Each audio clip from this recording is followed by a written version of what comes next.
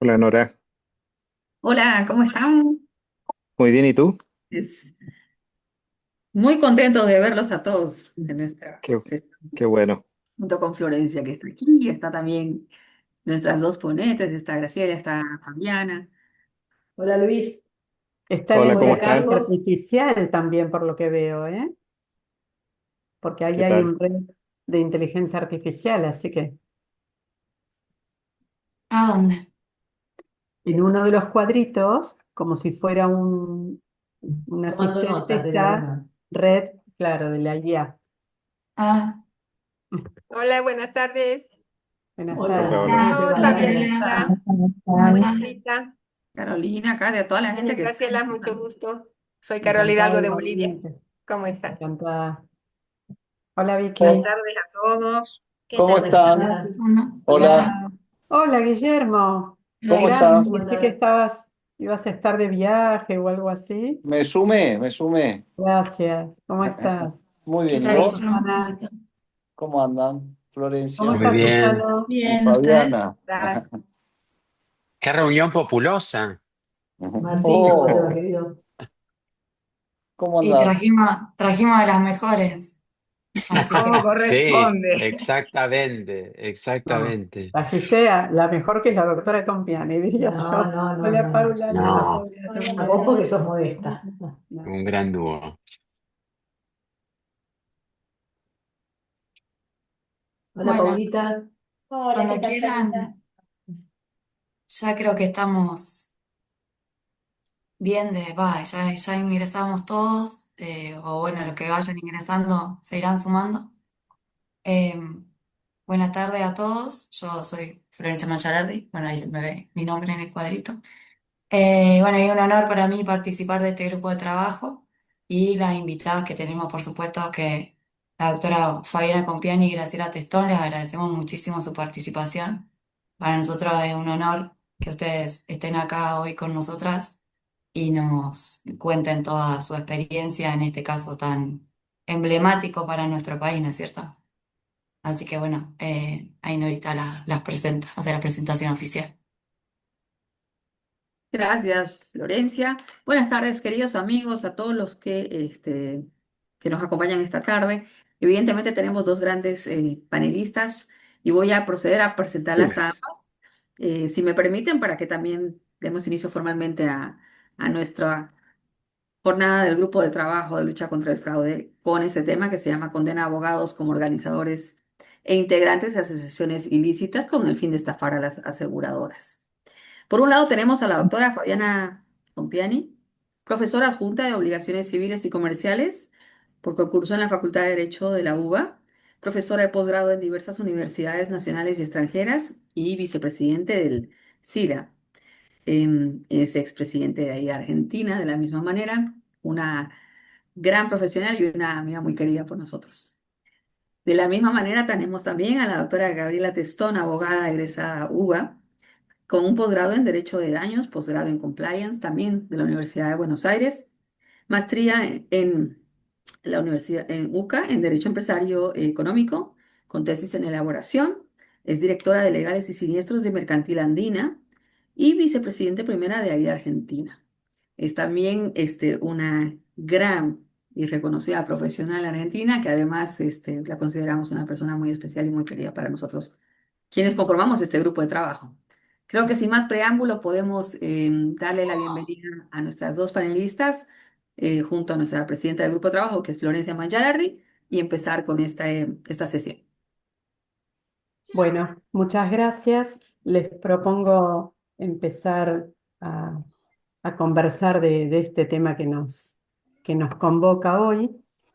Por supuesto que el protagonista va a ser, o la protagonista va a ser esta causa que bien las iniciado como la causa de Lomas, pero nos pareció oportuno, si hablamos de fraude o hablamos de prevención de fraude, hablar un poco del impacto del fraude en seguros, lo que trae esta causa y lo que trae todos de alguna manera, los tipos de fraude, ¿no?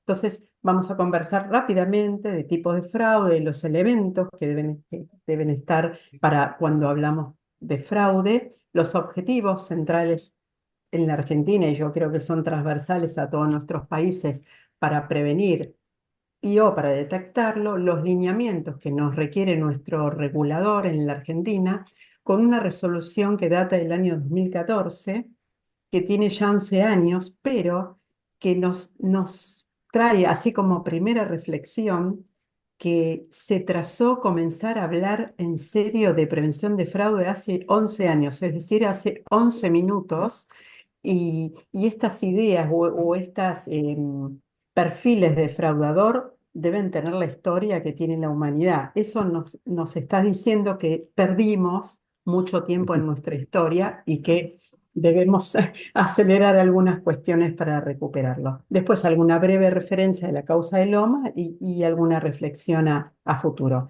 Claramente, de la causa de Lomas estrictamente nos va a ilustrar muy y mucho la doctora Compiani. Bueno, por supuesto, siempre que hablamos de fraude tenemos que recordar ¿qué es el fraude? Bueno, según la Real Academia Española, es la acción contraria a la verdad y a la rectitud que perjudica a la persona contra quien se comete, por supuesto.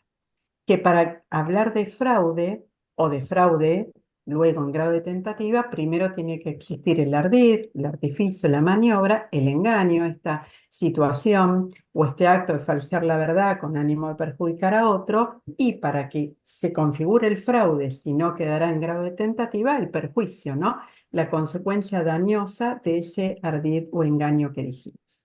Disculpa, Graciela. Disculpa, Sí, sí, Sí, no, no está no está todavía pasando la presentación. la diapositiva. no me digan. A ver, Sí, y yo la quisiera. veo pasar y ustedes no. A ver. No, no la vemos pasar, la Discúlpenme. vemos fija. Ujú. A ver,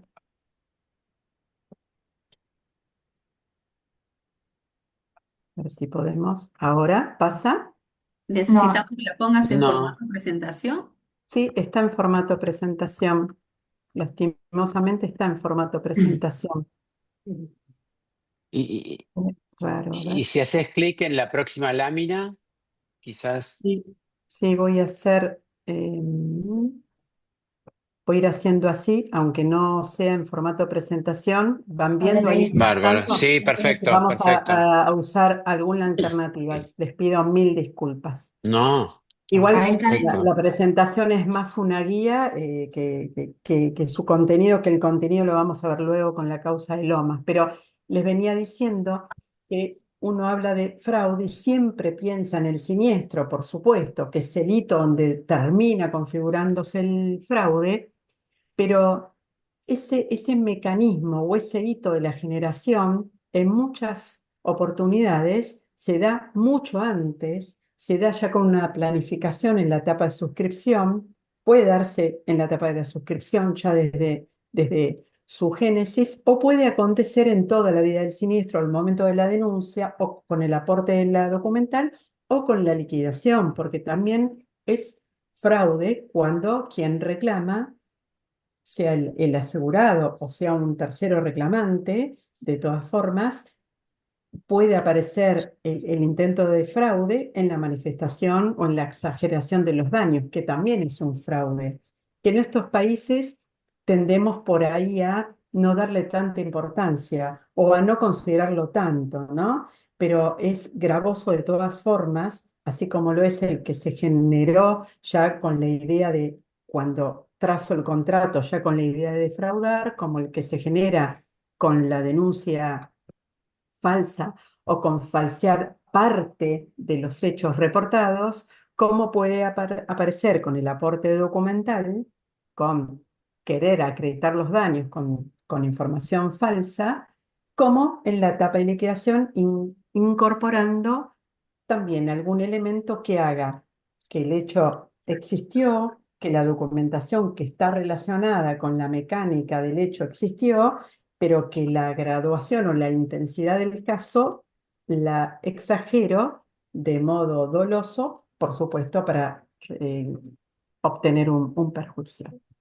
Y también me parece sano pensar que cuando hablamos de prevención de fraude y cuando hablamos de fraude, no solo tenemos que pensar en el fraude o en el intento de fraude que puede generar el asegurado o que puede intentar generar el tercero reclamante, sino que también existe un fraude interno, y me parece que es honesto intelectualmente reconocerlo, cometido por los auxiliares de las compañías, por los colaboradores, como puede ser por los proveedores o por también los ajustadores. Y decíamos, antes de comenzar a hablar, que en ciertos mercados, y me refiero al argentino que tiene un volumen de operadores cercanos a los 192 compañías, por supuesto, que uno mira el mercado y la concentración de las primeras 10 toman el 62% del mercado y las primeras 20 el Mm. 82%, pero hay 192 compañías autorizadas y funcionando, digo, que también puede darse esta prevención, esta configuración de fraude del lado del asegurador. Decíamos más temprano, antes que comenzáramos a grabar, que esto no siempre se reconoce y me parece que no reconocer lo que también puede existir es tener una mirada parcial de la situación. Entonces, cuando hablamos de fraude y pensamos cómo prevenir y cómo detectarlo, no debemos perder de vista que no solo puede participar del fraude el asegurado, el tercero, un proveedor, un asesor independiente, un auxiliar o un ajustador, sino que hay compañías, lamentablemente, ciertos operadores, quizás cada vez menos, pero ciertos operadores que se pueden ver envueltos, ¿no? Activamente en operaciones que tengan que ver con trazas de prevención de fraude. Pero digo, estos últimos años nos apareció una nueva metodología para defraudar, que es la inteligencia artificial. Por supuesto que ya existía fraguando documentos, ¿no? Con falsificación de documentos privados y públicos, tipología del Código Penal muy, muy de antaño, pero que la inteligencia artificial, como pasa con todos los avances de la vida humana, pueden ser usadas para el bien o para el mal. Bueno, la inteligencia artificial también está presente como un mecanismo o como una herramienta colaborativa para eh, estos personajes que intentan defraudar. Ahora, me pareció también oportuno poner así sobre los lineamientos que estamos hablando, cuáles son los objetivos centrales en la prevención y la detección. Y me parece que esto no es algo solo de la Argentina, sino entiendo que es algo generar, perdón. Primero, por supuesto, un trazado en las empresas en donde debe ser una actividad muy frecuente y con mucho, muy robusta, esto de prevenir y detectar el fraude, tener un buen conjunto de normas, de procedimientos y de controles internos tendientes a combatir el fraude. Porque si uno no tiene todo un sistema bien trazado, ni siquiera puede comenzar a hablar de prevención o de detección. Por supuesto que eso trae de la mano una buena calidad y estructura en los datos, un gobierno de datos, la gestión de la disponibilidad, de la integridad, la usabilidad y la seguridad de los datos. Porque estoy convencida, persuadida que podemos tener la mejor herramienta del mercado con inteligencia artificial, con inteligencia generativa, pero si no la nutro de una buena estructura de datos y las alertas, algo tienen que leer y algo tienen que cruzar, y esa es una tarea que en el mercado asegurador, por lo menos en el argentino, todavía está del lado del debe, ¿no? Está mucho mejor que hace 10, 15 años, pero todavía está del lado del debe. Y como necesidad también que las políticas gubernamentales permitan un buen acceso a la información público-privada. Después, cuando la doctora Compiani nos cuente en detalle esta causa de Lomas de Zamora, van a ver el inconveniente también que tenemos del acceso a las historias clínicas, a un repositorio de datos ordenado que nos dé seguridad, transparencia y trazabilidad de los datos. Y de nuevo, siempre, siempre procesos estandarizados, ¿no? Y como Objetivo también central para esta prevención y la detección, y me parece imprescindible la cooperación entre los participantes del mercado. Y la causa de Lomas, lo que yo creo que nos deja varios mensajes y tiene varios parámetros que fueron fundamentales para que avanzara, y uno de ellos es que un buen día nos pusimos a cruzar datos entre las compañías y que creo que más que nunca estamos saliendo de esa vieja idea que existía en el mercado asegurador de no comparto los datos con mi competencia, ¿no? Claro, no compartimos los datos sensibles, lo que tienen que ver con la venta, con los cálculos para llegar a la prima o al premio, con el core del negocio, con el business plan, por supuesto que no. Pero sí los datos que nos hagan eh, prevenir, que nos ayuden a todos a detectar. Es decir, no más los datos en soledad. Si no cruzo, si no aprendo lo que le pasó a otro, si no corrijo, es como que los defraudadores van cambiando de una compañía a otra y en definitiva la comunidad pierde y los asegurados pierden porque lo que primero hace el fraude, por supuesto, es hacer perder dinero a las aseguradoras, pero por supuesto hacer más caros los seguros, ¿no? Entonces, me parece importantísimo que nosotros sigamos trabajando en la difusión en la comunidad de estas alertas o de estas señales, en el uso claramente de herramientas tecnológicas como aliados de la detección, como aliados, siempre el complemento humano y la voluntad política y el tone of the top, es decir, que la voluntad venga del accionista hacia abajo, ¿no? Para que también todo lo que tenga que ver con la prevención de fraudes deje de ser visto como un gasto y sea visto como una inversión a futuro, ¿no? Como una mejora para la comunidad. ¿Qué nos requiere el regulador en la Argentina con esta resolución que decíamos que tiene 11 años y que a partir de ahí se comenzó a hablar un poquito más de fraude en el mercado? Bueno, nos requiere como obligatorio que en las aseguradoras contemos con un manual de procedimiento que por supuesto contenga políticas y controles internos para combatir el fraude. Es necesario, pero no es suficiente. Yo puedo tener un manual de procedimientos muy bonito, pero si después en la realidad queda solo en título, es necesario, pero no es suficiente. Requiere el regulador contar con un responsable de contacto de la aseguradora para que sea contacto entre la aseguradora, el regulador y la comunidad. Requiere que tengamos disponible e informemos lo que se llama una memoria de casos investigados, es decir, todos los casos que se sale a campo a revisar, digamos, disponibilizar los datos del caso particular, de cómo fueron resueltos, de quién intervino y quiénes fueron los protagonistas que formaron parte de estas maniobras. Venimos pidiendo a nuestro regulador que también tengamos una plataforma más allá de las privadas que hay entre compañías y de los cruces que se hacen hoy en un montón de plataformas que trabajan con alertas y con inteligencia artificial, que el regulador disponibilice esta información que debe tener obligatoriamente por requerimiento de la resolución, que nos vuelva, de alguna manera dicho, a las aseguradoras para que también nos sirva como input de los cruces y las alertas. Y como en todos los ámbitos, la capacitación continua del personal también es necesaria. No es suficiente si no viene acompañado de otras cosas, pero es harto necesario.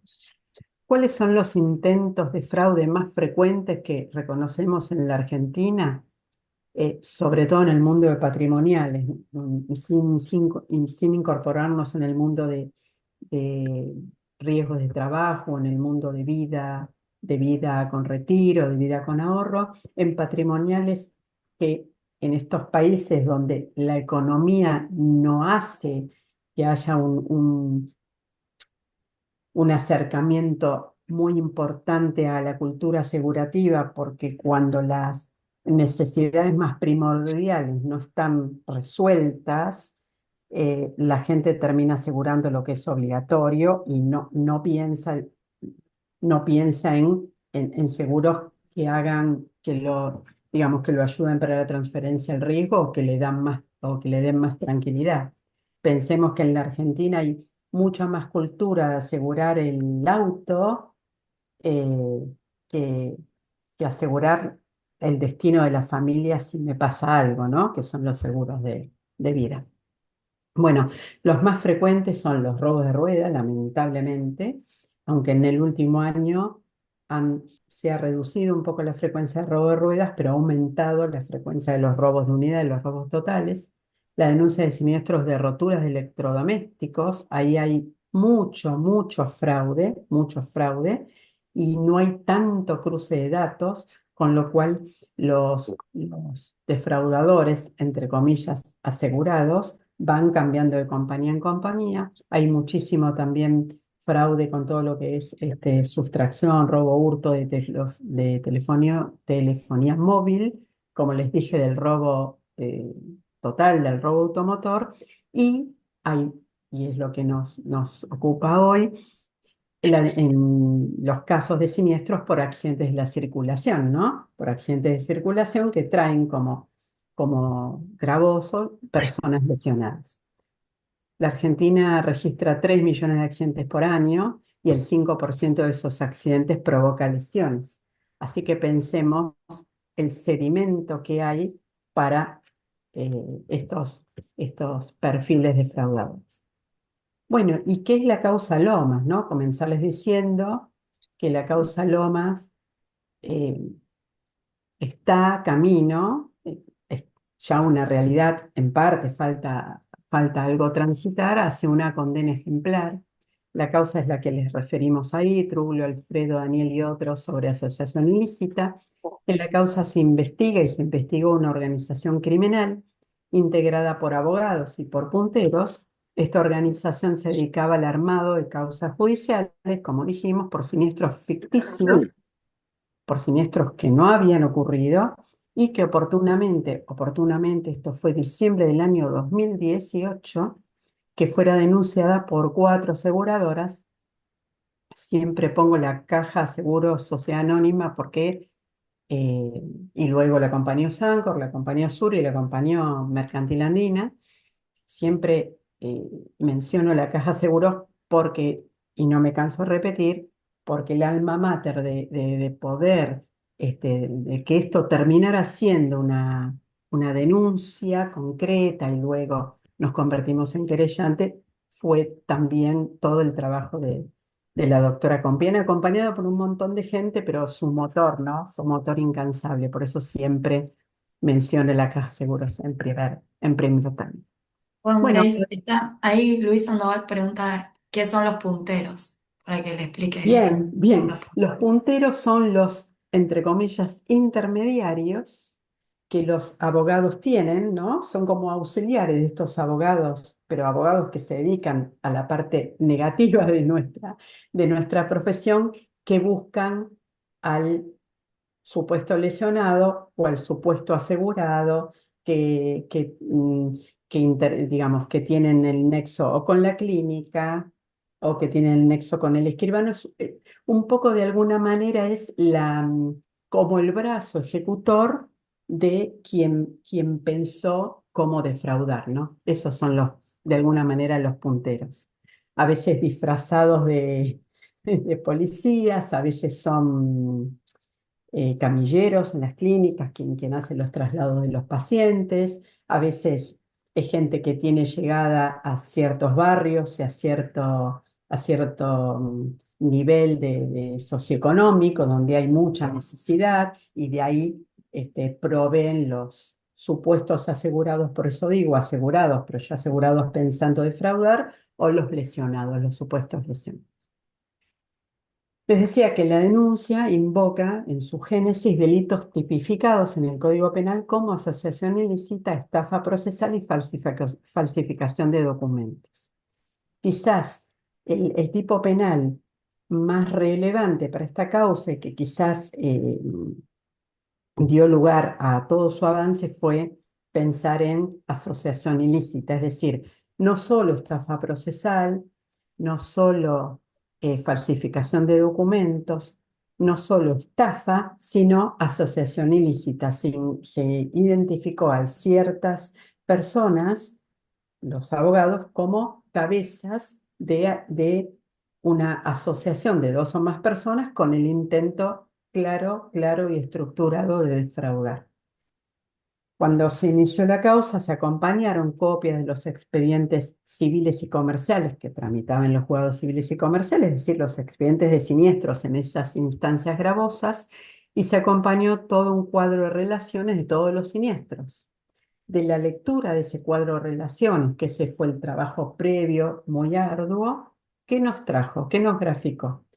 Que todos los hechos habían sido ocurridos en la jurisdicción de Lomas de Zamora, un departamento judicial para graficar a quienes no son de Buenos Aires, un departamento judicial en el conurbano bonaerense, de un departamento de mucha densidad poblacional, muy amplio en su geografía y de mucho volumen de gente y de un nivel socioeconómico, les diría de medio hacia medio bajo, por veces de lugares con muchas necesidades. En ningún caso en los accidentes había habido intervención policial ni de emergencias. La atención médica siempre radicada en dos sanatorios, que después en algún caso supimos que era el mismo que había cambiado de nombre o de titulares. Todos los poderes, o la mayoría de los poderes de una misma escribana, con serias irregularidades, poderes presentados en la justicia, ¿no? Donde el secretario del juzgado, eh, que hace las veces de que, digamos, de garantía, de validar estas cuestiones que tienen que ver con la personería, tampoco el secretario y los secretarios de los distintos juzgados tampoco lo advirtieron. Y lo que es increíble, lesiones casi idénticas, traumatismo de cráneo, traumatismo cervical, traumatismo de hombro, rodilla, muñeca, pero lesiones que nosotros en la jerga decimos no son las tan gravosas. No había triple fractura, fractura expuesta, no, eran, les diría, traumatismos. Y lo comento porque lamentablemente en la Argentina tenemos antecedentes de algunas causas que supimos llamar rompehuesos, donde no eran traumatismo, eran fracturas porque le rompían los huesos, para después incorporarlo como esa lesión o esa secuela incapacitante, dentro de un siniestro de reclamos de lesiones, por supuesto que también con muchas cuestiones apócrifas. Y bueno, y la columna vertebral de eso, de todo esto, las serias coincidencias y repeticiones entre lesionados, actores y testigos. Cuando nos pusimos a cruzar, nos dimos cuenta que es como un teatro, ¿no? Donde cada actor va cambiando de rol. A veces es actor, a veces es asegurado, a veces es testigo, y en muchos casos se pueden comprobar demandas repetidas, cambiando los nombres, pero el relato es como súper idéntico, súper idéntico. Y las demandas, en aquellos momentos, las convertidas en dólares para poder decirlo en alguna moneda que uno pueda hacer algún parangón, demandas entabladas por sumas promedio por cada actor o por cada lesionado, en muchos casos eran dos lesionados, supuestos, el conductor de la moto y el supuesto transportado, todo supuesto, equivalentes a los $30.000, con lo cual no eran demandas de poco monto, ¿no? Y tramitaban una jurisdicción, que ya lo vamos a ver después, donde las pericias médicas oficiales reportaban incapacidades dentro de la tabla del baremo, de la punta del baremo, ¿no? Porcentaje de los más altos de estas eh, jurisdicciones que le decimos alcistas. La buena noticia también es que el organismo de Contralor en su momento acompañó la lucha contra el fraude, también constituyéndose como querellante. Hubo un cambio político, pero eso se mantuvo, que también es todo un dato en la Argentina, ¿no? que el cambio político no cambió como del norte al sur. Bueno, finalmente se lograron procesamientos de 23 imputados y que los letrados de la parte actora quedaron configurados como jefe de asociación ilícita. Y en su momento se previó una fecha para juicio oral que en su momento se estipuló para mayo del 2025. Eso viene con algún retraso, por decirlo de alguna manera, porque en muchos casos, en vez de juicio oral, se está reemplazando con juicios abreviados y algunos otros mecanismos de resolución, pero con asumición de la responsabilidad, ¿no? De todas maneras, no está concluido. Pero tengo para mí, presumo que todos vamos a coincidir, que esto va hacia una condena ejemplar y que ya toda la causa nos deja unos mensajes ejemplares. ¿Pero por qué? Porque creo que fueron el resultado de la convicción, digamos, de la decisión política de hacer algo, del cruce de datos colaborativos imprescindible para que esto funcione y, por supuesto, una excelente investigación desarrollada por el Poder Judicial, que los criticamos cuando corresponde, pero en este caso destacamos. Esta investigación la llevó la Fiscalía General de Lomas de Zamora, que trabajó 1 o 2 años en silencio, con muy pocos recursos, pero con toda una estructura y una voluntad política de salir adelante, ¿no? Y con esto ya le dejo a la doctora Compiani que nos ilustre, pero no sin decir que me parece que cuando hablamos de prevención de fraude, cuando hablamos de detección de fraude, siempre tenemos que hablar de instalar una cultura antifraude, de resaltar la importancia de prevenir y detectar tentativas de fraude a tiempo. Para eso tenemos que conocer las herramientas y tenemos que invertir recursos para ello. Por eso antes dije, tenemos que dejar de verlo como un gasto y verlo como una inversión. Por supuesto, siempre mejorando todo el tiempo la calidad de datos y la gestión de los datos, incorporando barreras robustas en la etapa de suscripción, utilizando herramientas tecnológicas que coadyuven en la detección de indicios de fraudes sin afectar el tiempo de liquidación de siniestros. Tenemos que tener buenos parámetros, de modo que en la línea de montaje saque de la línea de montaje aquello que tenga indicios y no mando a campo a relevar por mandar a relevar y por ahí me pierdo el que es defraudador y molesto, por decirlo de alguna manera, al buen cliente, al buen asegurado, ¿no? Y por supuesto compartir el resultado de las alertas, de los parámetros y los resultados en definitiva entre todo el mercado asegurador. Basta de decir no comparto porque es mi competidor, porque no sé qué va a hacer con mis datos, si lo que queremos compartir no son los datos sensibles de los clientes, ni revelar la fórmula de la Coca-Cola, si lo que queremos compartir es qué, qué, qué alertas uso yo, cómo me doy cuenta y lo comparto para que vos me digas qué estás viendo vos, o qué herramienta estás usando, o qué inputs me podés dar que nos ayude a todos, ¿no? ¿A qué? A propiciar la difusión de alertas y señales en la comunidad, bueno, y finalmente a denunciar penalmente a los defraudadores. Así que, de alguna manera, eso es muy rápido algunas ideas centrales que, que queríamos compartir con ustedes para darle paso a la doctora Compiani, que nos va a dar esta mirada súper aguda de esta causa del OMS. Muchas gracias.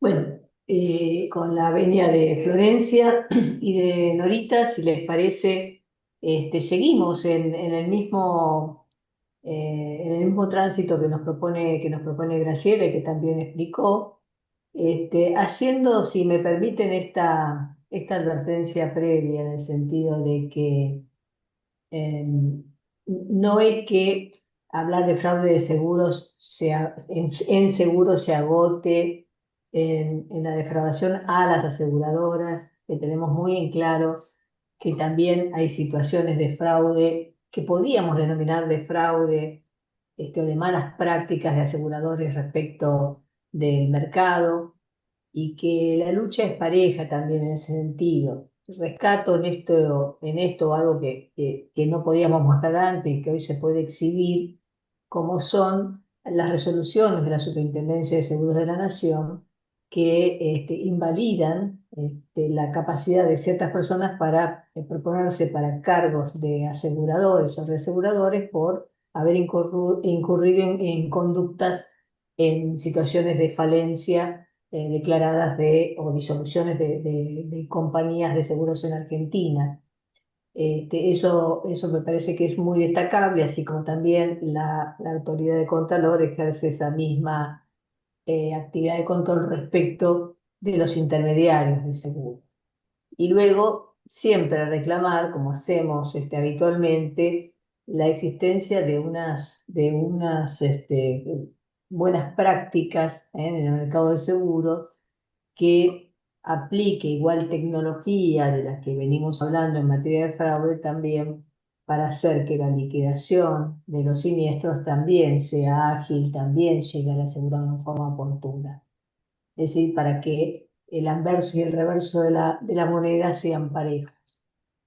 Pero, ¿por qué le ponemos énfasis a esta cara de la moneda de la defraudación contra aseguradoras?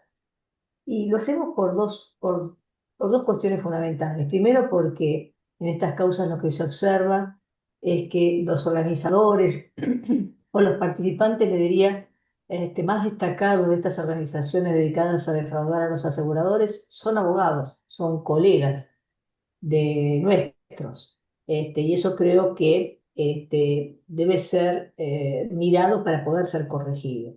Y corrección que debe ser desde la etapa de la formación del abogado. Y en segundo lugar, porque el crecimiento, la detección de este tipo de fraudes en Argentina, una vez identificado, y ha sido exponencial. Ha sido tan exponencial que hoy vamos a ver que el efecto que produjo esta causa de Lomas de Zamora es tal que hoy se ve reproducido en otras jurisdicciones, a veces sin necesidad de llegar a la condena, a la denuncia penal, a través de el abocamiento de los jueces civiles a análisis de causalidad mucho más profundos que los convence acerca de la inexistencia del hecho o de la inexistencia de causalidad de las lesiones invocadas y el rechazo de la demanda. Entonces les voy a exponer sobre esta última cuestión algunos ejemplos. Por supuesto que esto que denominamos, que en España se denomina el fraude carrusel, nosotros lo identificamos más habitualmente como duplicidad de reclamos.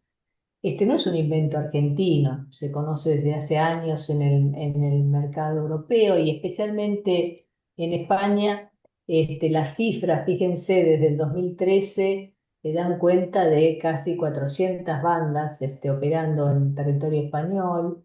El perfil del defraudador, que es hombre, de 18, entre 18 y 24 años, generalmente en situación de paro o en situación de carenciada.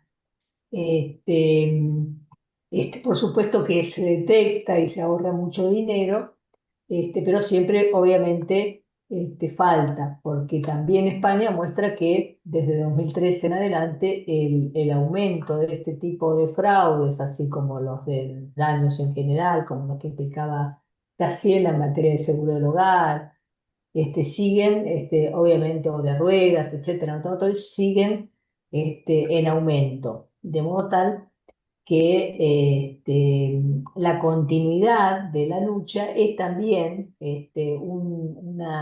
un requisito que nos muestra la visión de derecho comparado.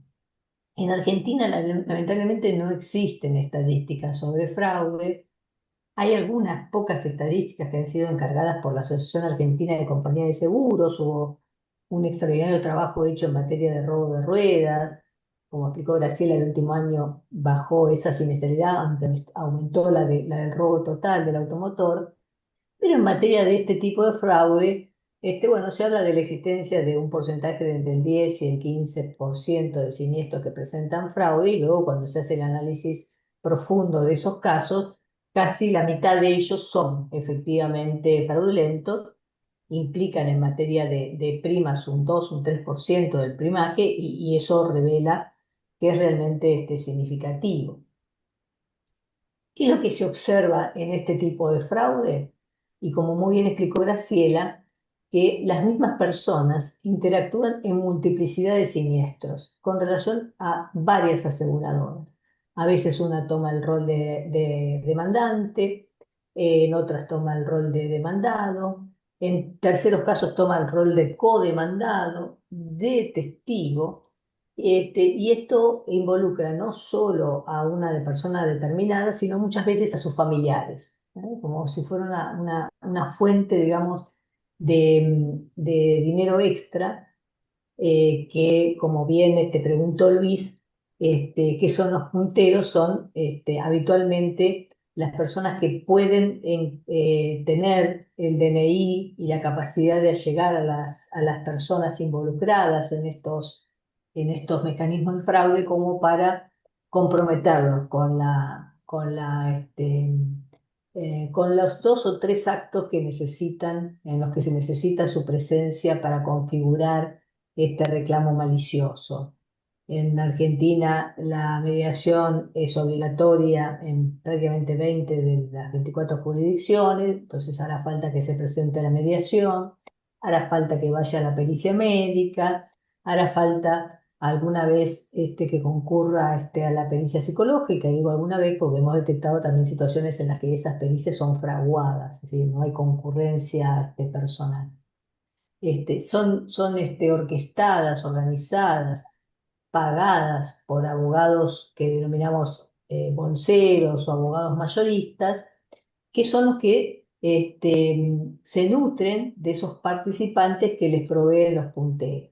Y por supuesto, esto requiere, en Argentina por lo menos, una intervención judicial, la más de las veces pasiva, en el sentido de que los jueces se limitan a fallar en el caso según las pruebas que se reúnan, pero que obviamente los hace partícipes de la maniobra en el sentido que son los que dictan sentencia, llevados a error por cada uno de estos indicios, que son en definitiva justificativos del fraude. El poder con 26 renglones en lugar de 25, con un número de protocolo que no es el que corresponde al escribano del caso, con una pericia fraguada que no es real, que no se llevó a cabo, basada en estudios que no corresponden al actor, sino que son fabricados también para el hecho, con intervención de automotores que no tuvieron el siniestro y que son puestos por el asegurado para fabricar el reclamo y que son pagados con un aporte económico, con intervención también, sino de hospitales públicos, el robo de sellos de hospitales públicos, donde hasta se observa que la misma persona es la que los llena, la que los completa, y que, digamos, hace firmas distintas, según el caso, utilizando el sello de un médico o de otro, que hoy es fácil detectar la maniobra porque se contrata esto contra un registro de médicos de la provincia de Buenos Aires o de la capital federal, que permite discernir que la matrícula tal no corresponde a ese médico sino a otro. Pero estos son, a modo de ejemplo, las cosas que hemos encontrado. La verdad que se eligió la jurisdicción de Lomas para hacer esta presentación porque se habían dado este tipo de circunstancias. En una contestación de demanda habíamos advertido al contestar la demanda que el actor tenía otros 6 juicios en otras tantas tribunales de la misma jurisdicción. Y la investigación en aquel momento era una investigación de tipo manual, era artesanal, pero lo hacíamos era ingresar en cada juzgado a través del sistema judicial electrónico, y obtener el dato acerca de que este actor ya había iniciado contra diversas compañías de seguros otros 6 juicios. Bueno, esto nos llevó a extender la investigación, como bien explicó Graciela a cruzar datos entre las aseguradoras. Si bien fueron convocadas 30 aseguradoras del mercado, cuatro reunimos la convicción de llevar adelante la acción. Sin perjuicio de eso, debo señalar que otras tres compañías de seguros lo hicieron aparte, lo hicieron a través de otra acción, después la sumaron a esta, pero lo cierto es que se hizo con los antecedentes que permitieron llevar suficiente convicción. Esto era un desplegado que era enorme, que ocupaba varios metros, donde se hacía el cruce de que tal persona era actor en este juicio, era demandado en este otro y era testigo en este otro, y a su vez el hermano de este testigo era actor, y así cruzando abogados y cada uno de los involucrados en el juicio. Fue tal la convicción que llevó al fiscal del caso que permitió a través de la intervención del judicial las escuchas telefónicas, y de esas escuchas telefónicas salió este entramado que explica una operatoria que hoy vemos reproducidas en otras jurisdicciones. Por ejemplo, la de abogados de distintos estudios jurídicos, que computados para armar este tipo de casos se reparten. Bueno, vos reclamás tal daño acá del actor, yo reclamo tal otro, así no nos dicen que estamos duplicando. En otro caso, con el puntero, che, necesito un testigo que no haya intervenido en otro juicio para no tener, bueno, los argentinos decimos bufar los quilombos, para no tener lío. En otro caso, con el puntero, también le piden un testigo limpio, que no haya tenido esta actuación anterior en otro juicio. En otro hasta se jactan de su ética. Nosotros somos prudentes, no metemos poderes falsos, no hacemos grandes desmanes, somos prolijitos, tratamos de hacer las cosas con cierta ética, hablando de una ética delictiva. La intervención de peritos judiciales fue notable a mi juicio, aunque la investigación no profundizó sobre ello. Pero estas escuchas revelan que los peritos médicos ofrecían estudios, ofrecían completar la información para que fuera creíble, para agrandar los porcentajes de incapacidad, para tener ellos también una mayor expectativa de honorarios profesionales, que en Argentina están hechos en porcentaje o establecidos por la ley en porcentaje de lo que en definitiva se indemniza en el juicio, de modo tal que había una combinación también con peritos médicos que daba cuenta de una familiaridad, de un trato común, de una posibilidad de reclamar al abogado, che, pero para que yo te dé esta incapacidad me tenés que tener algún otro estudio. Y entonces había una especie, digamos, de cantidad de estudios hechos reales en clínicas, pero pertenecientes a otras personas que se usaban alternativamente, rotándolo en los casos. Recuerdo que últimamente en La Plata le llamó la atención a un policía la entrada y salida de personas de una casa, y cuando consiguió la orden para investigar, lo que descubrió fue que esta persona vendía certificados médicos y estaba en posesión de un talonario de certificados médicos donde hacía esta fábrica para luego ser presentado a empleadores, a RT, ante compañías de seguros, etcétera. Lo propio ocurría con los peritos mecánicos, donde hablaban familiarmente de tener conversaciones, de que le iba a llevar tales estudios interesados en sumarse a este tipo de maniobras, de ponerse de acuerdo, querés que lo diga en la pericia o querés que yo lo amplíe cuando vos me pidas explicaciones. En fin, daban cuenta de una operatoria que le daba la familiaridad de la multiplicidad de reclamos hechos por la misma cuestión.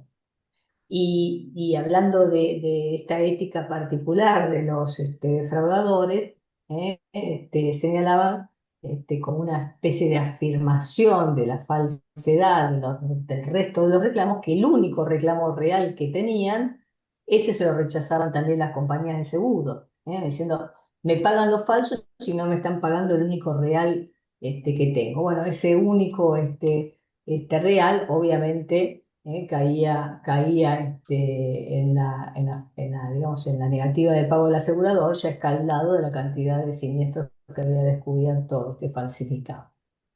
El dinero quedaba en la organización, repartían solamente sumas de dinero por la presencia en la mediación, por la presencia en la pericia si hiciera falta, pero no había disposiciones de las indemnizaciones a favor de los actores, sino que ese dinero de las indemnizaciones quedaba cobrado, percibido por los organizadores, los abogados apoderados, y era una especie de flujo de dinero que les permitía seguir con la cadena de reclamos fraudulentos.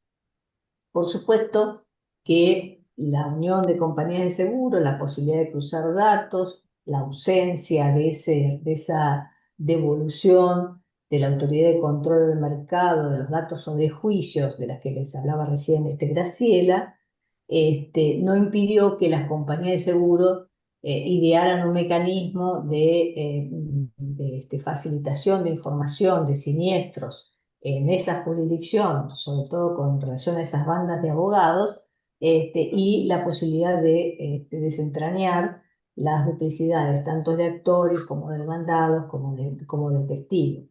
Eso fue advertido rápidamente por las organizaciones delictivas, y también se nota en las escuchas telefónicas esa advertencia: están cruzando datos, no lo podemos creer, estamos todos sucios, así no se puede trabajar, decían en alguna de las escuchas.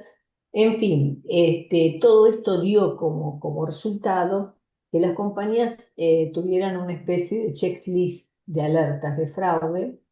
Esa checklist involucra, bueno, obviamente, la denuncia telefónica del siniestro, la no presencia del asegurado para informar cómo fue el hecho, la inexistencia de causa penal, de intervención policial o de autoridad pública alguna, incluso de ambulancias, una mecánica accidental siempre clara para no tener que discutir responsabilidad, actores y demandados que no eran titulares de los rodados que habían intervenido en este evento dañoso, ausencia de daños que fueran verificables en el rodado, incomparecencia a la audiencia de mediación muchas veces del asegurado, el requerido de la compañía de seguros, otras obviamente mediaciones y juicios en las que se repitieran como actores, como testigos, como demandados, la misma escribanía interviniente, y por supuesto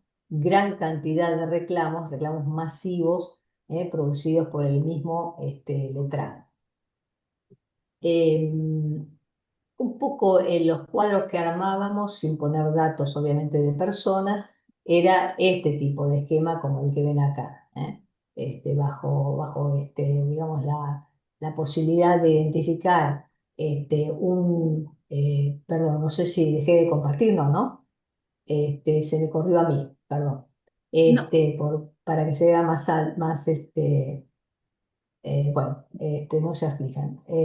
Yo quise ponerlo más clarito, pero me corrí yo.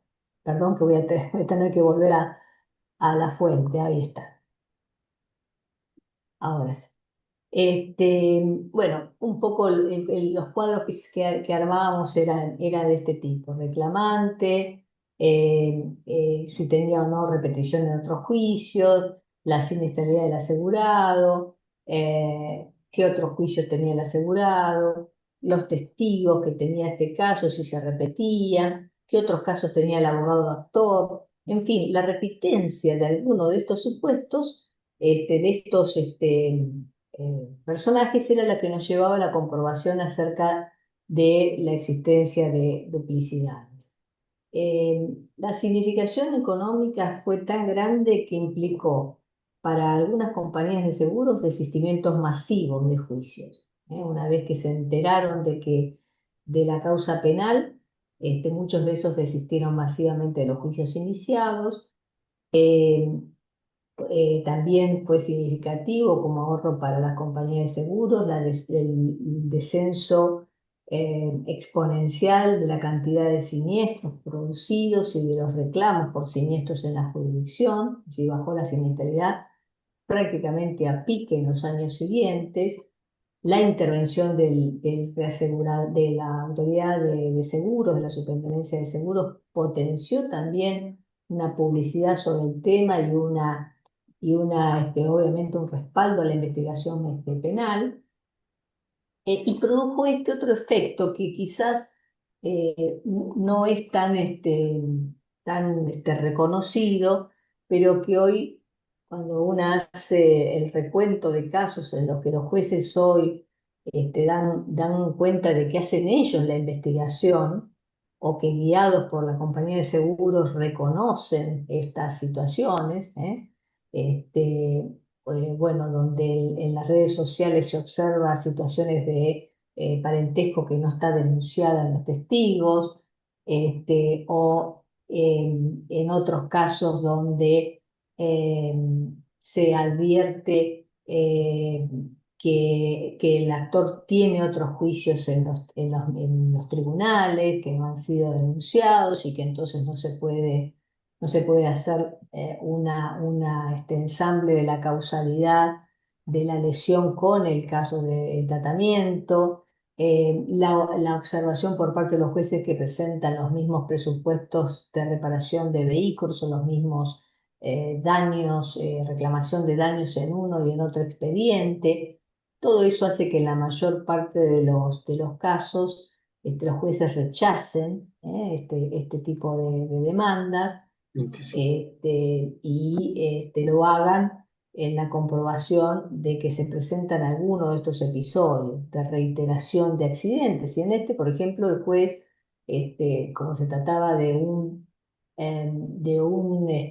persona que tenía un registro profesional, digo, bueno, esta persona no puede seguir guiando vehículos y reclama no solo un accidente, sino que tuvo otros 7, de modo tal que le manda un oficio a la Agencia Nacional de Seguridad Vial para que disponga lo que corresponda en cuanto a la cesación de la licencia de conducir.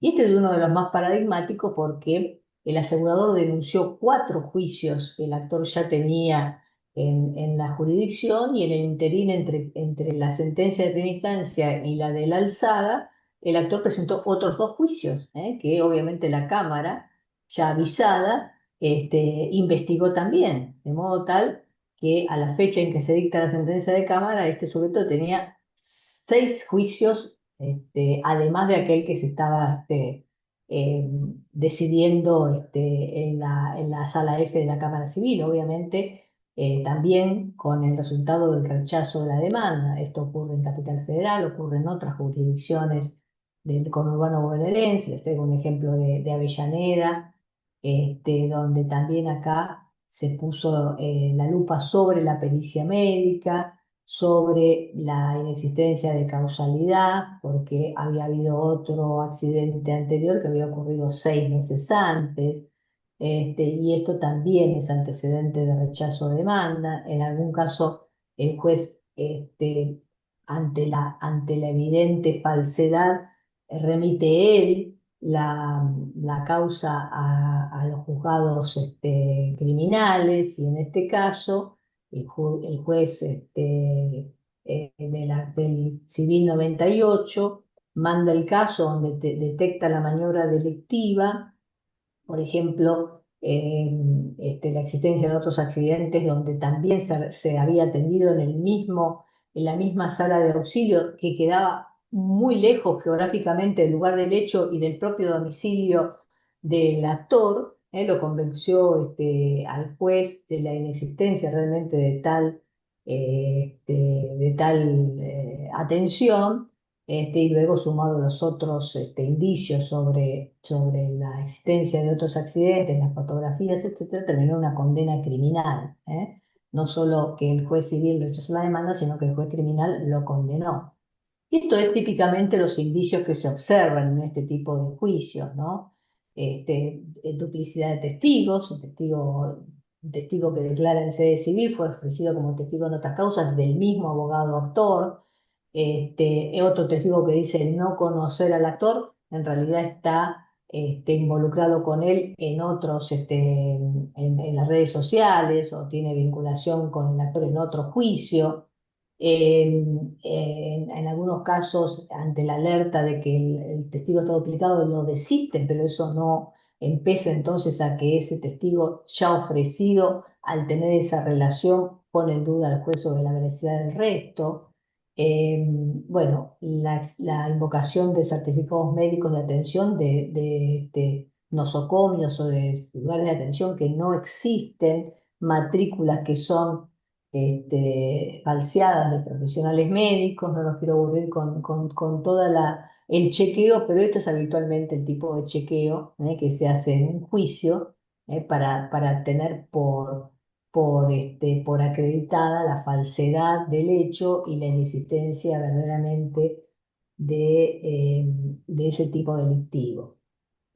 Por cierto, digamos, la inventiva no termina, la inventiva es siempre, obviamente, en positivo. Entonces, últimamente apareció otro tipo de fraude, que es de lo que nosotros hemos denominado, se denominó en las redes y en la prensa como el abogado influencer.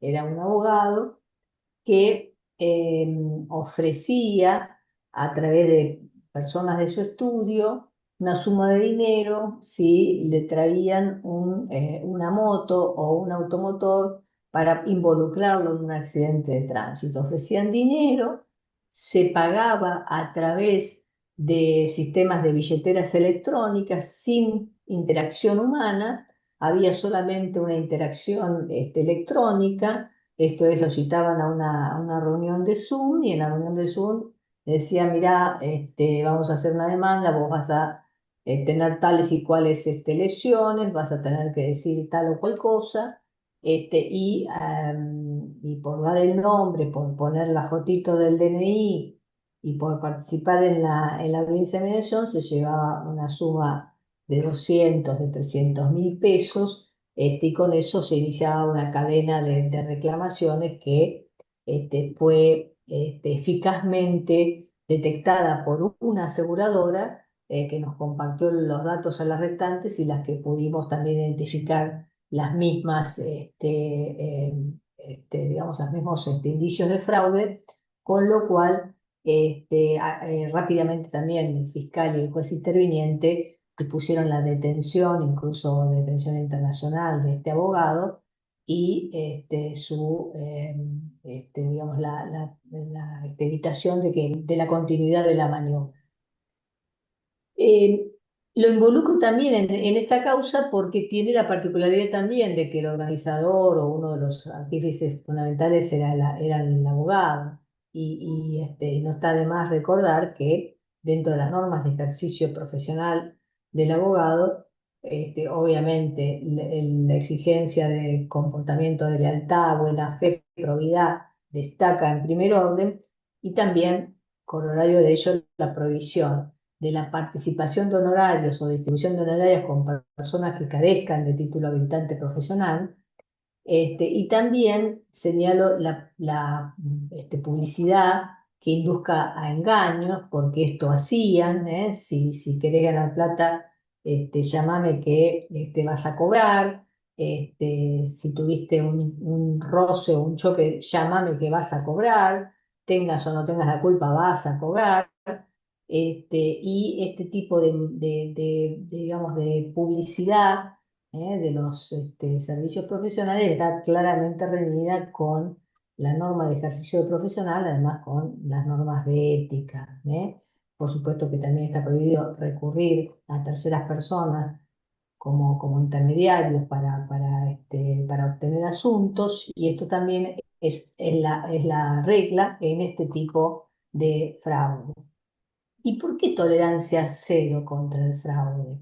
Y porque el fraude lo pagamos todos. El fraude encarece la prima para el mercado y pone en serio riesgo el pago de los restantes siniestros que no están suficientemente prevenidos o reservados por el asegurador, porque obviamente lo que se previsiona es lo que debe acontecer realmente, no lo que se inventa o se, o surge de un fraude. Y finalmente, a pesar de que Graciela lo mencionó y lo hizo con detalle, yo quería contarles que hoy la intervención de la innovación en materia de lucha contra el fraude permite que aquello que hacíamos antes manualmente, de investigar si un determinado actor o demandado o testigo se repite en una causa, o en varias causas, hoy eso se logra con la intervención de inteligencia artificial que permite que el motor de búsqueda vaya a buscar la información a los sistemas judiciales, a pesar de la descentralización en Argentina, que hace que cada provincia, que la ciudad de Buenos Aires tengan sus propios sistemas y sean diferentes los unos de otros. Hoy existen robots que hacen esa búsqueda por el abogado, traen información y permiten que el cruce sea mucho más dinámico, mucho más eficaz, amén de que tengo para mí que, como siempre, el ojo humano, la formación y la expertise, de los liquidadores de siniestros de las compañías, hace ese trabajo que difícilmente puede ser reemplazado por las máquinas, que es el de la pesca intuitiva, del caso de fraude. Bueno, esto era lo que quería compartir con ustedes hoy y les agradezco la escucha. Quedo a disposición también como Graciela para las preguntas. Muchas gracias. Bueno, muchísimas gracias Fabiana, Graciela, la verdad que muy claro, muy ilustrativo todo. Yo un poco de la pregunta que le iba a hacer era esa, o sea, toda esta investigación, por lo que entiendo, el intercruzamiento de datos fue todo manual, o sea, o tuvieron alguna ayuda de la tecnología.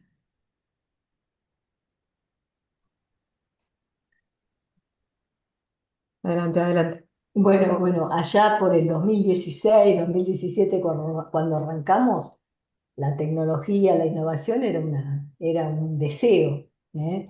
Se hacía manual. Por eso les hablo, yo recuerdo que pegábamos las distintas hojas donde hacíamos el cruce, lo pegábamos con cinta scotch, y lo armábamos en el piso, porque era tan extendido que era imposible hacerlo sobre un escritorio.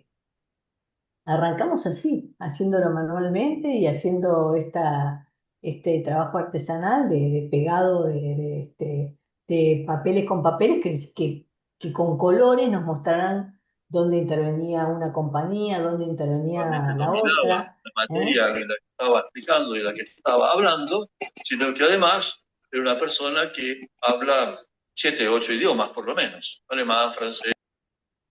No, me Ahora parece sí. que estaba Pero sí, equivocada. sí, sí, no, estaba hablando con otra persona. Sí. De modo tal que, bueno, era un sistema muy artesanal.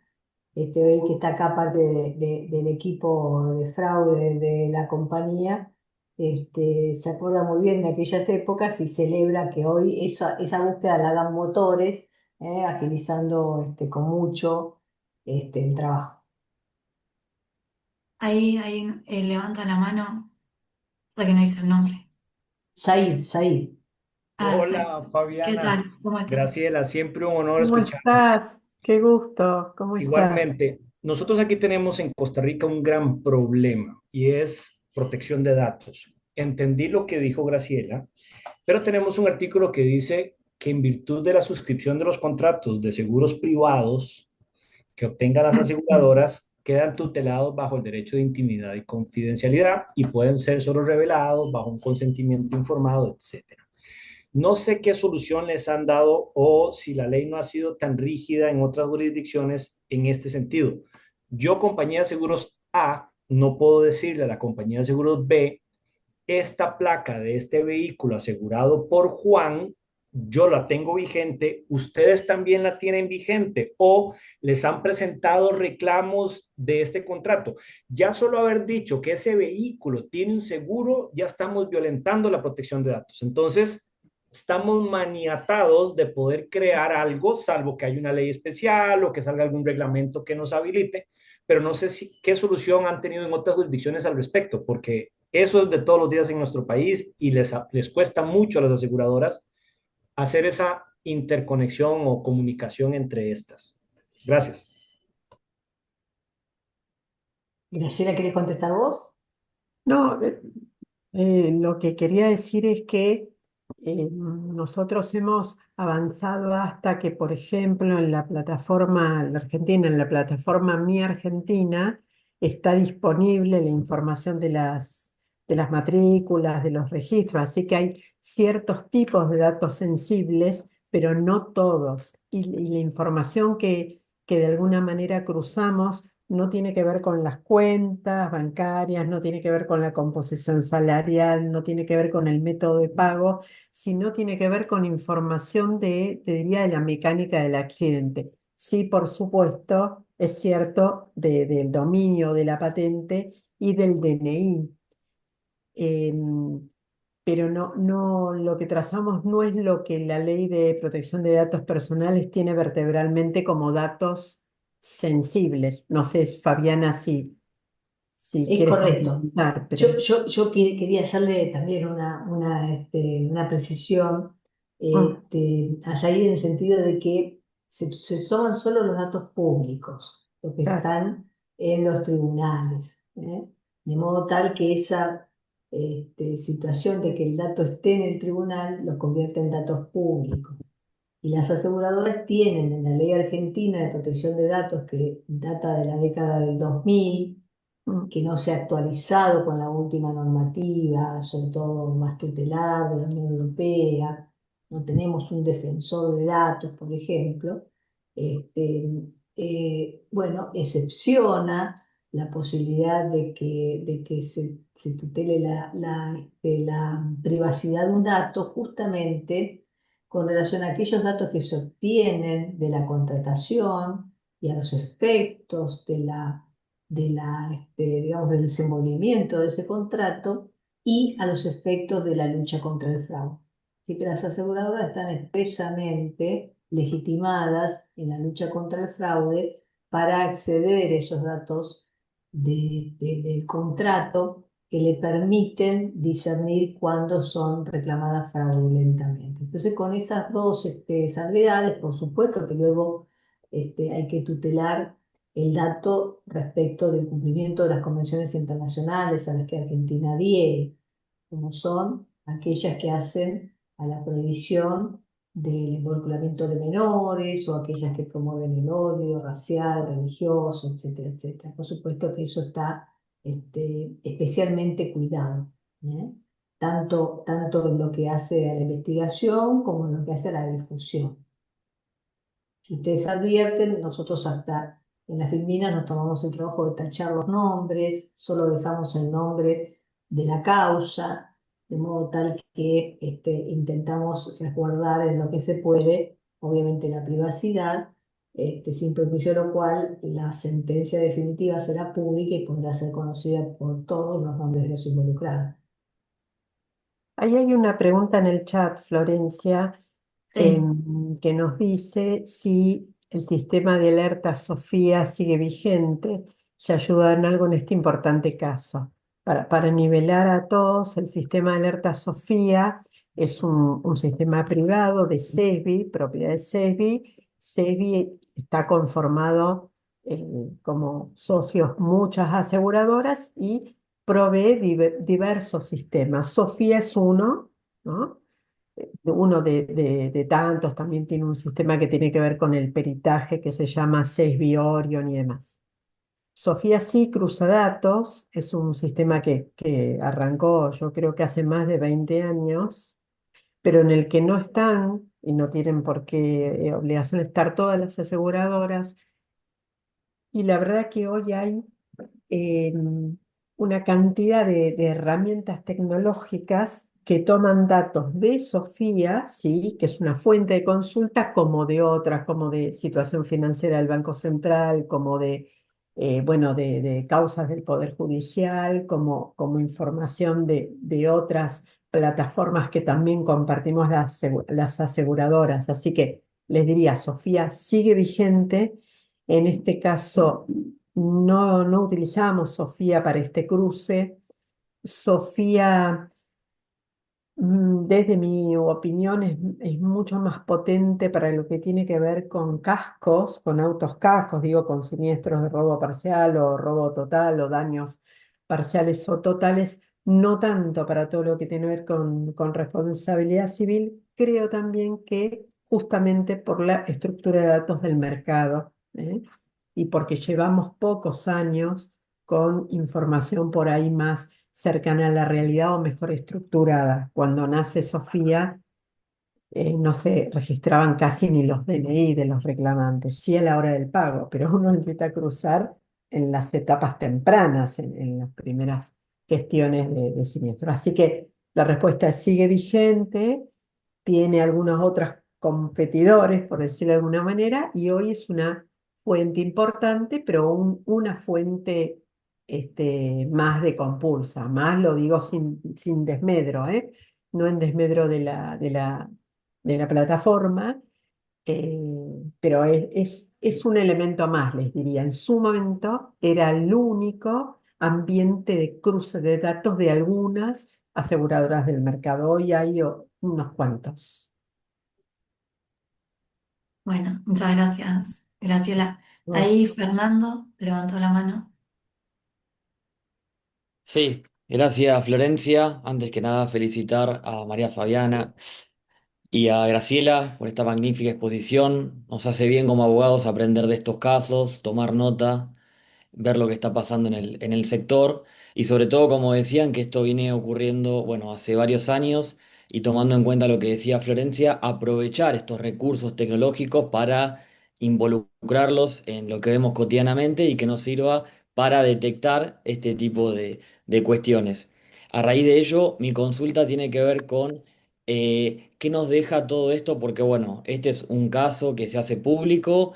eh, digamos, me imagino que no será el único que han tenido, pero a lo que voy es, ¿cuál es la moraleja que nos deja esto para, aprovechando los recursos, sobre todo tecnológicos, inteligencia artificial, etcétera, para tener en cuenta en futuros casos?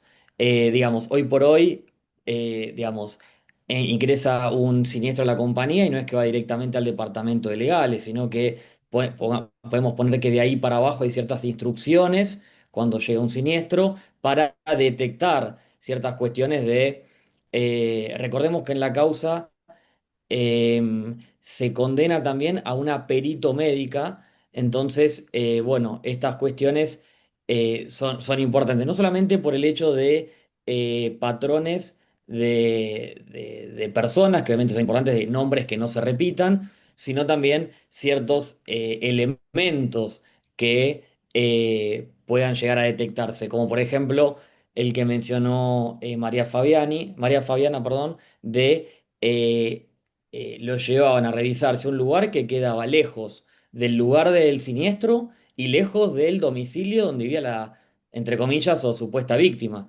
Entonces, me parece importante tomar nota de esto y consulto cuáles recursos se pueden tener en cuenta para futuros casos. Gracias. Sí, gracias a vos por estar y por el interés. Bueno, cada compañía tiene distintas soluciones, así que quizás coincidamos o no con Fabiana, pero primero que esto es como la ley que viene detrás de los hechos, y esto es lo mismo, detrás de cada cuestión que vas descubriendo, vas intentando incorporarlo como un parámetro, ¿no? Pero es como eterno la búsqueda y como infinito, ¿no? La inventiva de casos diversos. Yo, Como bien dijiste, los siniestros comienzan y no llegan directo a legales, pero lo que estamos haciendo es poner como decía Fabiana, como los motores de búsqueda son es a donde va a buscar, pero lo que haces es pasar todo el tiempo como, imagínate, como un peine, ¿no? Sobre todos los hechos denunciados o los hechos o los reclamos, de nuevo, o en la etapa de la denuncia o en la etapa del reclamo, o después, incluso en la suscripción, que ahí hay una pregunta y pasa ese peine y levanta ciertos casos para observarlos con detenimiento, porque si no deberías mandar a campo todos los casos, cuestión, por supuesto, imposible, ni recomendable, ni imposible. Y después tiene que ver con la estructura de datos. En la compañía que yo trabajo hemos avanzado mucho en cascos en estos temas de lesiones y de responsabilidad civil. Nos falta mucho, mucho aprendimos con la causa de Lomas, pero todavía nos falta mucho, por ejemplo, de tener un motor potente de lectura de imágenes, que la inteligencia artificial te puede comparar si esa imagen, vos ves una imagen de un daño de un vehículo, decís, ah, qué bien, y la inteligencia hoy te detecta si eso está hecho, si es un montaje, si está hecho con efecto, los daños con efecto de las luces, si está fraguado algún tipo de información dentro de un documento, bueno, un sinfín de cuestiones. Y el hecho la situación que el hecho ocurre aquí y que se haya revisado a 40 kilómetros y hoy las georreferencias también te ayudan, lo que antes no te ayudaba. No sé, el actor vive digo cualquier cosa, vive en Lanús. El siniestro ocurre en Avellaneda, cerca de Lanús. ¿Y por qué se atiende en el hospital de San Fernando? Claro, alguna vez descubrimos que se atendían, supuesto atendió en San Fernando, no por la causa de Lomas, por la otra, porque algún partícipe era una enfermera que sacaba los certificados médicos y conseguía la anestesia para romper los huesos. Y ahí empezamos a aprender. Entonces, otra alerta que hay que poner es dónde ocurrió el siniestro, dónde la persona, dónde se atiende. Otra alerta también con la causa de Lomas. En muchos casos, como bien dijo Fabiana, las denuncias eran telefónicas y en los casos que, por ejemplo, incorporamos en la causa por Mercantil Andina, que les aclaro que las compañías habremos aportado 10 casos cada una, había muchísimos más, pero no íbamos a terminar nunca, entonces había que alguna vez terminar la denuncia y cerrarla en una X cantidad. Los casos venían no de productores asesores de mucha antigüedad en la compañía, sino que en muchos casos tenían que ver con intermediarios de plataformas que uno va y cotiza y contrata. No quiero dar nombres porque no tiene que ver con la plataforma, tiene que ver con digamos, con el canal, ¿no? Con el canal por el que llegaba ese negocio, porque cuando salimos a preguntar a los comerciales, pero vos conoces, ¿dónde está la regla? Como una autocrítica, ¿no? ¿Dónde está la regla? Conozca a su cliente. Y el cliente realmente era nuevo y de contratación remota. ¿Qué te quiero decir, Fernando? Que no hay una sola solución, cada compañía adopta los sistemas que puede y es mejora continua todo el tiempo, pero si deseas como metáfora o como moraleja, bueno, que hay que invertir, que hay que invertir y que hay que estructurar los datos y que no terminas de aprender nunca, porque aparecen como una casuística nueva todo el tiempo, ¿no? No sé, Fabiana, No, no, si ves. participo completamente de lo que decís, solo también para responderle a Tania que hizo la pregunta por el Mm, chat, agrego que el mismo chequeo se realiza en la etapa de contratación, se toma en cuenta el historial del asegurado, muchas veces ese historial nos mueve digamos, a no aceptar contrataciones de determinados asegurados mm, o a ponerlos digamos, situación de mayor investigación, y todo eso entonces también se refleja, no solo ya en la etapa de siniestro, que nos hace movernos con un checklist, con una serie de chequeos previos, sino también a la hora de la contratación, llevando adelante una selección para evitar fomentar el fraude. ¿M? De modo tal que eso también es fruto de esta causa penal de Lomas y de todo este tipo de situaciones de fraude que vemos en el mercado. Sí, y otros siniestros, como por ejemplo robo de ruedas, por lo menos en nuestra compañía, advertimos en algún caso que en alguna jurisdicción, en algún ámbito geográfico, tenía que ver con la actividad, que muchos eran policías. Claro, cuando fuimos a mirar, la actividad decía empleado, pero empleado.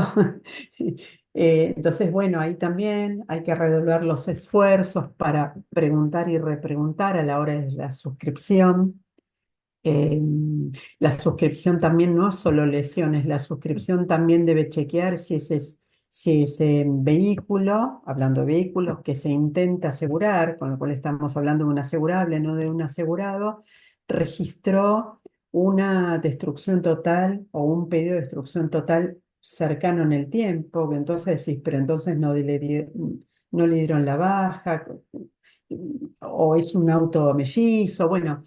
Hay una serie de cuestiones de mejora continua y de vuelta a revisar la estructura de datos, la gobernanza, la trazabilidad, en qué momento se cargan los datos, porque como te decía antes, quizás se cargaba el DNI al final, hoy al final llegas tarde, bueno, pero se ha avanzado muchísimo en el ámbito público y privado, en datos. Falta mucho, pero se ha avanzado muchísimo. Martín.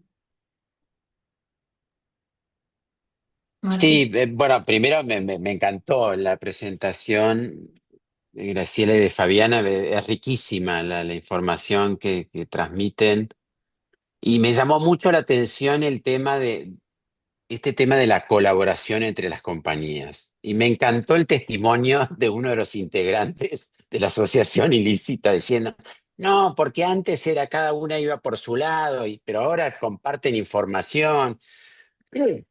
Y ese fenómeno, digamos, en el cibercrimen, los ciberdelincuentes comparten muchísima información y subcontratan servicios como vimos en el relato que ustedes hicieron. Entonces, como la única forma es que los actores buenos, los del otro lado, compartan también, ¿no? Porque si no pierden. Entonces, la pregunta viene como si después de este éxito tan resonante y en el que tiene bastante que ver la colaboración, hay iniciativas para duplicar la apuesta, digamos, para ver cómo integrar más también usando las nuevas tecnologías, ¿no? Esa es la pregunta. Sí, sí, las hay a nivel de las cámaras, las hay también ahora, estamos justamente en ese tema por el combinado familiar, saliendo de autos en combinado familiar, porque te das cuenta que es el mismo televisor, que parece chiquito, pero no es chiquito cuando es Se repetitivo, multiplica. con el tema de teléfonos, televisores, bueno. Pero claro, también el mercado venía de suscribir pólizas de combinado sin detalle, entonces cuando querías ver cuál era el objeto cubierto, sí, sabías el riesgo, pero no el objeto, no la nómina. Bueno, eh, hay muchas más iniciativas. A veces son como un prende y apaga, es cierto. Tiene que ver también con los embates de nuestra bendita economía, ¿no? Con inversiones.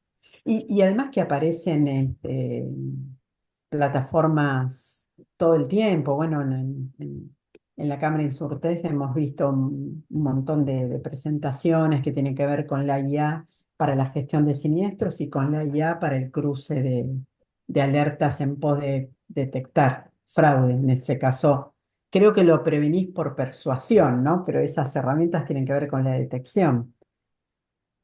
Pero también estoy convencida que a medida que vas mejorando la detección, vas de alguna manera previniendo por disuasión, ¿no?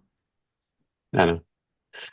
Visualización de una temática. Lógico que el perfil del delincuente no se extingue y la imaginación es muy frondosa y No aparecen descansa. claro, otros mecanismos. Por eso digo que siempre vamos detrás, ¿no?